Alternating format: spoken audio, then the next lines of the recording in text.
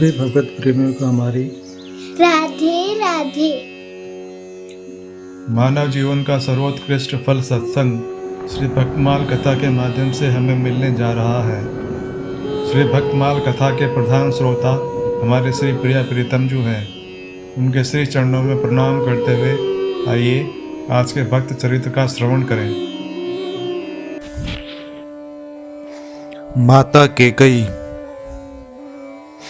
केकई पद कमल सुचि बंधु बारंबार, राम काज हित जिन कुजम विपुल लियो सिरधार। रामायण में महारानी केकई का चरित्र सबसे अधिक बदनाम है, जिसने सारे विश्व के परम पितृ प्राणाराम राम को बिना अपराध वन में भिजवाने का अपराध किया। उसका पापिनी कलंकिनी राक्षसी कुल विनाशिनी कहलाना कोई आश्चर्य की बात नहीं। समस्त सद्गुणों के आधार जगत आधार राम, जिसकी आंखों के कांटे हो गए, उस पर गालियों की बौछार न हो तो किस पर हो। इसी से लाखों वर्ष बीत जाने पर भी आज जगत के नर नारी केकई के नाम सुनते ही नाक भी सिकोड़ लेते हैं और मौका पाने पर उसे दो चार ऊंचे नीचे शब्द सुनाने से बाज नहीं आते। परंतु इससे यह नहीं समझना चाहिए कि केकई सर्वथा दुर्गुणों की खान थी। उनमें कोई सद्गुण था ही नहीं। सच्ची बात तो यह है कि यदि केकई ने श्री राम वनवास का कारण होने का प्रसंग निकाल लिया जाए तो केकई का चरित्र रामायण के प्राय सभी स्त्री चरित्रों में शायद बढ़कर समझा जाए। केकई के राम वनवास का कारण होने में एक बड़ा भारी रहस्य छिपा हुआ है, जिसका उद्घाटन होने पर यह सिद्ध हो जाता है कि श्री राम के अनन्य और अनुकूल भक्तों में केकई जी का स्थान सबसे ऊंचा है। इस विषय पर आगे चलकर यथामति विचार प्रकट किए जाएंगे। पहले केकई की अन्य गुणों की ओर दृष्टि डालिए। केकई महाराज केकई की पुत्री और दशरथ जी की छोटी रानी थी। ये केवल अप्रतिम सुंदरी ही नहीं थी, प्रथम श्रेणी की पतिव्रता और वीरांगना भी थी। बुद्धिमता, सरलता, निर्भयता, दयालुता आदि सद्गुणों का केकई के जीवन में पूर्ण विकास था। इन्होंने अपने प्रेम और सेवा भाव से महाराज के हृदय पर इतना अधिकार कर लिया था कि महाराज तीनों पटरानियों में केकई को ही सबसे अधिक मानते थे। केकई पति सेवा के लिए सभी कुछ कर सकती थी। एक समय महाराज दशरथ देवताओं की सहायता के लिए संभरासुर नामक राक्षस से युद्ध करने गए। उस समय केकई जी भी पति के साथ रणांगण में गई थी। आराम या भोग भोगने के लिए नहीं, सेवा और शूरता से पतिदेव को सुख पहुंचाने के लिए। केकई का पातिव्रत और वीरत्व इसी से प्रकट होता है कि उन्होंने एक समय महाराज दशरथ के सारथी के मर जाने पर स्वयं बड़ी कुशलता से सारथी का कार्य करके महाराज को संकट से बचाया था। उसी युद्ध में दूसरी बार एक घटना यह हुई कि महाराज घोर युद्ध कर रहे थे। इतने में उनके रथ के पहिए की धुरी गिर पड़ी। राजा को इस बात का पता नहीं लगा। केकई ने इस घटना को देख लिया और पति की विजय कामना से महाराज से बिना कुछ कहे सुने तुरंत धुरी की जगह अपना हाथ डाल दिया और बड़ी धीरता से बैठी रही। उस समय वेदना के मारे केकई के आंखों के कोए काले पड़ गए, परंतु उन्होंने अपना हाथ नहीं हटाया। इस विकट समय में यदि केकई ने बुद्धिमत्ता और सहनशीलता से काम न लिया होता तो महाराज के प्राण बचने कठिन थे। शत्रुओं का संहार करने के बाद जब महाराज को इस घटना का पता लगा तब उनके आश्चर्य का पार नहीं रहा। उनका हृदय कृतज्ञता और आनंद से भर गया। ऐसी वीरता और त्याग पूर्ण क्रिया करने पर भी उनके मन में कोई अभिमान नहीं। वे पति पर कोई एहसान नहीं करती। महाराज वरदान देना चाहते हैं तो वे यह कह देती हैं कि मुझे तो आपके प्रेम के सिवा अन्य कुछ भी नहीं चाहिए। जब महाराज किसी तरह नहीं मानते और दो वर देने के लिए हट करने लगते हैं तब देवी प्रेरणावश आवश्यक होने पर मांग लूंगी कहकर अपना पिंड छुड़ा लेती हैं। उनका ही अपूर्व त्याग सर्वथा सराहनीय है। भरत शत्रुघ्न ननिहाल चले गए। पीछे से महाराज ने चैत्र मास में श्री राम के राज्याभिषेक की तैयारी की। किसी भी कारण से हो उस समय महाराज दशरथ ने यह महान उत्सव में भरत और शत्रुघ्न को बुलवाने को भी आवश्यकता नहीं समझी। न केकया राज को ही निमंत्रण दिया गया। कहा जाता है कि कैकेयी के विवाह के समय महाराज दशरथ ने इन्हीं के द्वारा उत्पन्न होने वाले पुत्र को राज्य का अधिकारी मान लिया था, परंतु रघुवंश की प्रथा और श्री राम के प्रति अधिक अनुराग होने के कारण चुपचाप युवराज पद प्रदान करने की तैयारी कर ली गई। यही कारण था कि रानी कैकेयी के महलों में भी इस उत्सव के समाचार पहले से नहीं पहुंचे थे। रानी कैकेयी अपना स्वत्व जानती थी।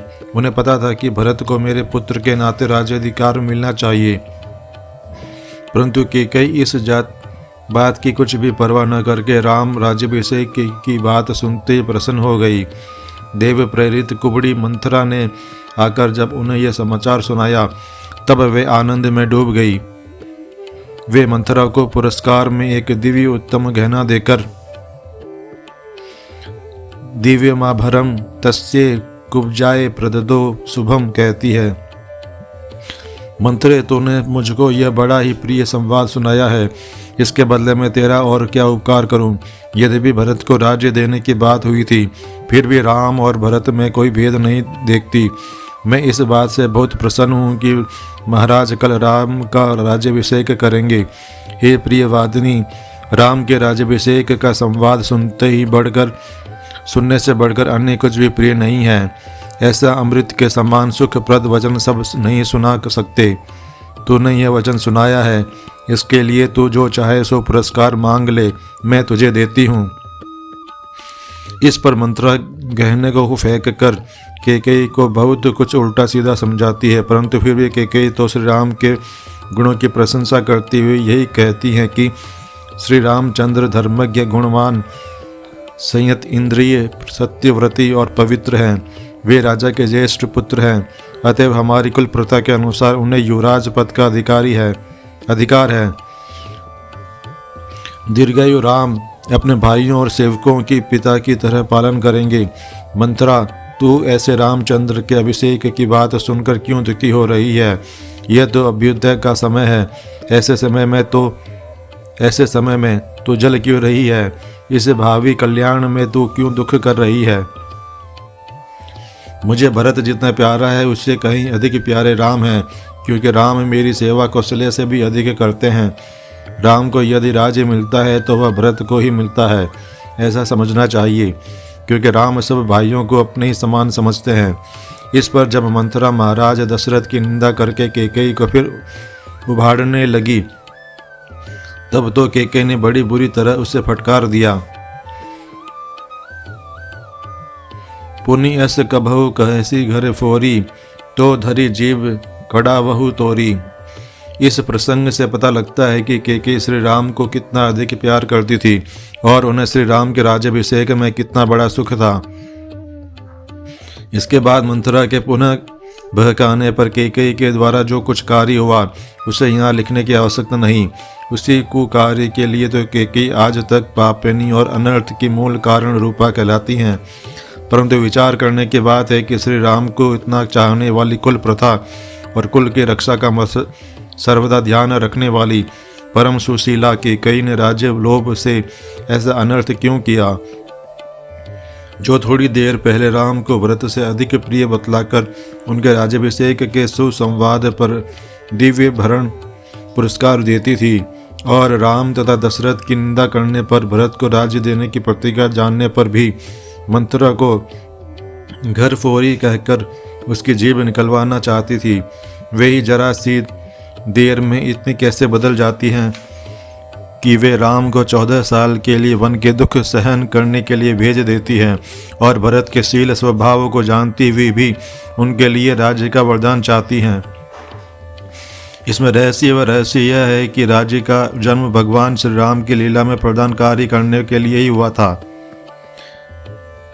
इसमें रहस्य यह है कि कैकेयी का जन्म भगवान श्री राम की लीला में प्रदानकारी करने के लिए ही हुआ था। कैकेयी भगवान श्री राम को परब्रह्म परमात्मा समझती थी और श्री राम के लीला कार्य में सहायक बनने के लिए उन्होंने श्री राम की रुचि के अनुसार यह जहर की घूंट पी थी।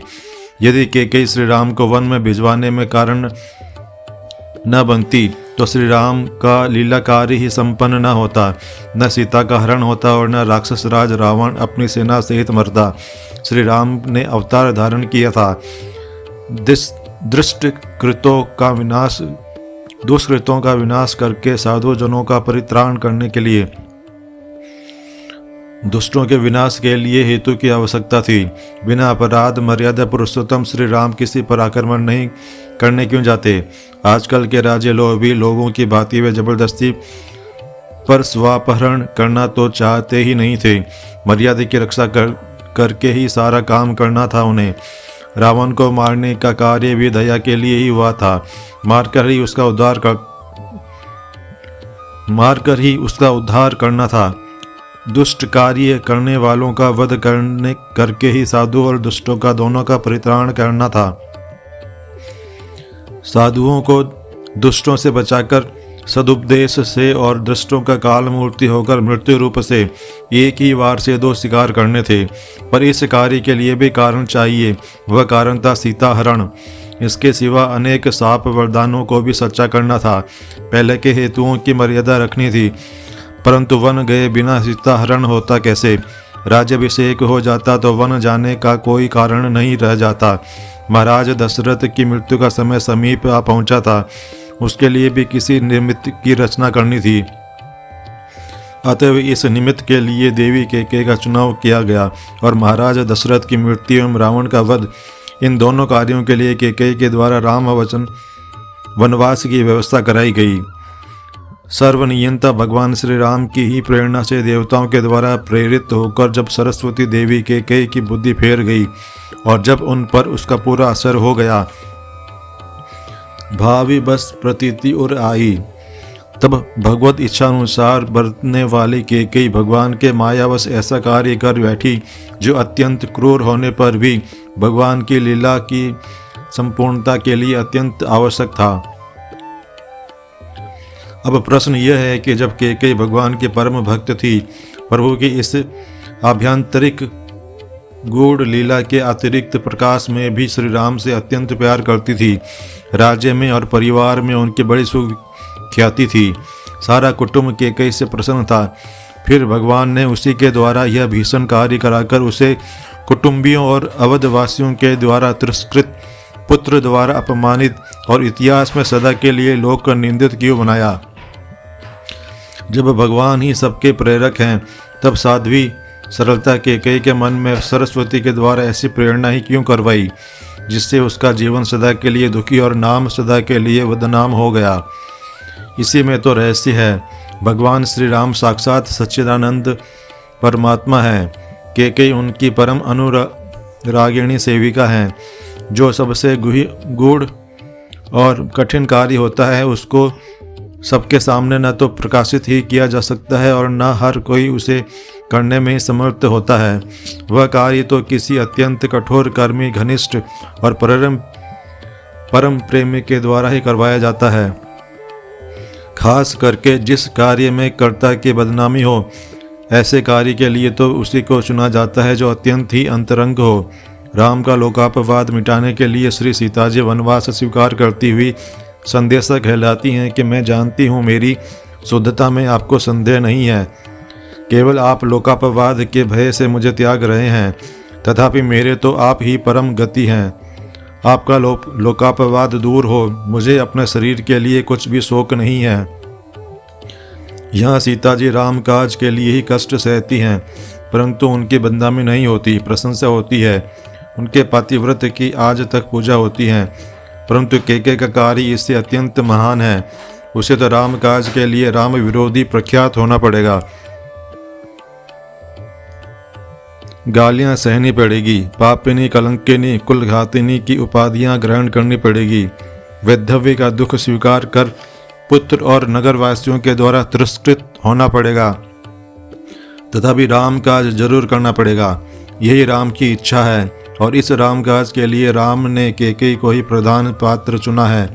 इसी से यह कलंक का चिर टीका उन्हीं के सिर पोता गया है। यह इसलिए कि वे परब्रह्म पर श्री राम की परम अंतरंग प्रेम पात्री हैं। वे श्री राम की लीलाओं में सहायिका हैं। उन्हें बदनामी खुशनामी से कोई काम नहीं। उन्हें तो सब कुछ सहकर भी राम काज करना है। राम रूपी सूत्रधार जो कुछ पाठ दें, उनके नाटक की सांगता के लिए उनके आज्ञा अनुसार इन्हें तो वही खेल खेलना है, चाहे वह कितना ही क्रूर क्यों न हो। कैकेयी अपना पाठ बड़ा अच्छा खेलती हैं। राम अपने काज के लिए सीता और लक्ष्मण को लेकर खुशी खुशी वन के लिए विदा होते हैं। कैकेयी इस समय पाठ खेल रही थी, इसलिए उनको इस सूत्रधार से, नाटक के स्वामी से, जिससे इंगित से जगत नाटक का प्रत्येक पर्दा पड़ रहा है और उसमें प्रत्येक क्रिया सुचारू रूप से हो रही है, एकांत में मिलने का अवसर नहीं मिलता। इसीलिए वे भरत के साथ वन जाती हैं और वहाँ श्री राम से, नाटक के स्वामी से एकांत में मिलकर अपने पाठ के लिए पूछती हैं और साधारण स्त्री की भांति लीला में से उनको दुख पहुंचाने के लिए क्षमा चाहती हैं, परंतु लीला में भेद खोलकर साफ कह देते हैं कि यह तो मेरा ही कार्य था, मेरी ही इच्छा से, मेरी माया से हुआ था। तुम तो निमित्त मात्र थी। सुख से भजन करो और मुक्त हो जाओ। वहाँ का प्रसंग इस प्रकार है। जब भरत श्री राम को लौटा ले जाने का बहुत आग्रह करते हैं, किसी प्रकार नहीं मानते, तब भगवान श्री राम का रहस्य जानने वाले मुनि वशिष्ठ श्री राम के संकेत से भरत को अलग ले जाकर एकांत में समझाते हैं। पुत्र, आज मैं तुझे एक गुप्त रहस्य सुना रहा हूँ। श्री राम साक्षात नारायण हैं। पूर्व काल में ब्रह्मा जी ने इनसे रावण वध के लिए प्रार्थना की थी। इसी से उन्होंने दशरथ के यहाँ पुत्र रूप से अवतार लिया है। श्री सीता जी साक्षात योग माया हैं। श्री लक्ष्मण शेष के अवतार हैं, जो सदा श्री राम के साथ उनकी सेवा में लगे रहते हैं। श्री राम को रावण का वध करना है, इससे वे जरूर वन में रहेंगे। तेरी माता का कोई दोष नहीं है। कैकेयी जो वरदान मांगे और निष्ठुर वचन कहे थे, सो सब देव का कार्य था, राम काज था। नहीं तो भला कैकेयी कभी ऐसा कह सकती। अतएव तुम राम को अयोध्या लौटा ले चलने का आग्रह छोड़ दो। रास्ते में भरद्वाज मुनि ने भी संकेत से कहा था, भरत, तू माता कैकेयी पर दोषारोपण मत कर। राम का वनवास समस्त देव, दानव और ऋषियों के परम हित और परम सुख का कारण होगा। अब श्री वशिष्ठ जी से स्पष्ट परिचय प्राप्त कर भरत समझ जाते हैं कि श्री राम की चरण पादुका का सादर लेकर अयोध्या लौटने की तैयारी करते हैं। इधर कैकेयी जी एकांत में श्री राम के समीप जाकर आंखों से आंसुओं की धारा बहाती हुई व्याकुल हृदय से हाथ जोड़कर कहती हैं, श्री राम, तुम्हारे राज्याभिषेक में मैंने विघ्न किया था। उस समय मेरी बुद्धि देवताओं ने बिगाड़ दी थी और मेरा चित्त तुम्हारी माया से मोहित हो गया था। अतएव मेरी इस दुष्टता को तुम क्षमा करो, क्योंकि साधु क्षमाशील हुआ करते हैं। फिर तुम तो साक्षात विष्णु हो, इंद्रियों से अव्यक्त सनातन परमात्मा हो। माया से मनुष्य रूपधारी होकर समस्त विश्व को मोहित कर रहे हो। तुम इससे प्रेरित होकर लोग साधु असाधु कर्म करते हैं। यह सारा विश्व तुम्हारे अधीन है, अस्वतंत्र है, अपनी इच्छा से कुछ भी नहीं कर सकता। जैसे कठपुतलियाँ नचाने वाले के इच्छानुसार ही नाचती हैं, वैसे ही यह भूरूपधारिणी नर्तकी माया तुम्हारे ही अधीन है। तुम्हें देवताओं का कार्य करना था, अतएव तुमने ही ऐसा करने के लिए मुझे प्रेरणा की। हे विश्वेश्वर, हे अनंत, हे जगन्नाथ, मेरी रक्षा करो। मैं तुम्हें नमस्कार करती हूँ। तुम अपनी तत्व ज्ञान रूपी निर्मल तीक्ष्ण धार तलवार से मेरी पुत्र वित्त आदि विषयों में स्नेह रूपी फांसी काट दो। मैं तुम्हारे शरण हूँ। कैकेयी के स्पष्ट और सरल वचन सुनकर भगवान ने हंसते हुए कहा, हे महाभागे, तुम जो कुछ कहती हो सत्य कहती हो, इसमें किंचित भी मिथ्या नहीं है। देवताओं का कार्य सिद्ध करने के लिए मेरी ही प्रेरणा से उस समय तुम्हारे मुख से वैसे वचन निकले थे। इसमें तुम्हारा कुछ भी दोष नहीं है। तुमने तो मेरा ही काम किया है। अब तुम जाओ और हृदय में सदा मेरा ध्यान करती रहो। तुम्हारा स्नेह पास सब ओर से टूट जाएगा और मेरी इस भक्ति के कारण तुम शीघ्र ही मुक्त हो जाओगी। मैं सर्वत्र समदृष्टि हूँ। मेरे न तो कोई द्वेष है और न प्रिय। मुझे जो भजता है मैं भी उसी को भजता हूँ। परंतु हे माता, जिनकी बुद्धि मेरी माया से मोहित है, वे मुझको तत्व से न जानकर सुख दुखों का भोगता साधारण मनुष्य मानते हैं। यह बड़े सौभाग्य का विषय है कि तुम्हारे हृदय में मेरा यह भावनाशक तत्वज्ञान हो गया। अपने घर में रहकर मेरा स्मरण करती रहो, तुम कभी कर्मों से लिप्त नहीं होगी। भगवान के इन वचनों से कैकेयी की स्थिति का पता लगता है। भगवान के कथन का सार यही है कि तुम महाभाग्यवती हो। लोग चाहें तुम्हें अभागिनी मानते रहें, तुम निर्दोष हो। लोग चाहें तुम्हें दोषी समझे, तुम्हारे द्वारा तो यह कार्य मैंने ही करवाया था। जिन लोगों की बुद्धि माया मोहित है, वे ही तुमको मामूली स्त्री समझते हैं। तुम्हारे हृदय में तो मेरा तत्व ज्ञान है, तुम धन्य हो। भगवान श्री राम के इन वचनों को सुनकर कैकेयी आनंद और आश्चर्यपूर्ण हृदय से सैकड़ों बार साष्टांग प्रणाम और प्रदक्षिणा करने के सानंद भरत के साथ अयोध्या लौट गई। उपर्युक्त स्पष्ट वर्णन से यह भली भांति सिद्ध हो जाता है कि कैकेयी ने जानबूझकर स्वार्थ बुद्धि से कोई अनर्थ कार्य नहीं किया था। उन्होंने जो कुछ किया सो श्री राम की प्रेरणा से राम कार्य के लिए। इस विवेचन से यह प्रमाणित हो जाता है कि कैकेयी बहुत ही उच्च कोटि की भक्त हृदया देवी थी। वे सरल, स्वार्थहीन, प्रेममय, स्नेह वात्सल्य युक्त, धर्मपरायण, बुद्धिमती, आदर्श पतिव्रता, निर्भय वीरांगना होने के साथ ही भगवान श्री राम की अनन्य भक्ता थी। उनकी जो कुछ बदनामी हुई और हो रही है, सो सब श्री राम की अंतरंग प्रीति का निदर्शन रूप ही है। जिस देवी ने जगत के आधार प्रेम के समुद्र अनन्य राम भक्त भरत को जन्म दिया, वह देवी कदापि तिरस्कार के योग्य नहीं हो सकती। ऐसी प्रातः स्मरणीय देवी के चरणों में बार बार अनंत प्रणाम है। आज के हमारे भक्त चरित्र का वर्णन इतना ही। कल हम एक नए भक्त चरित्र के साथ श्री प्रिया प्रीतम जी के समक्ष प्रस्तुत होंगे। आपको हमारी राधे राधे।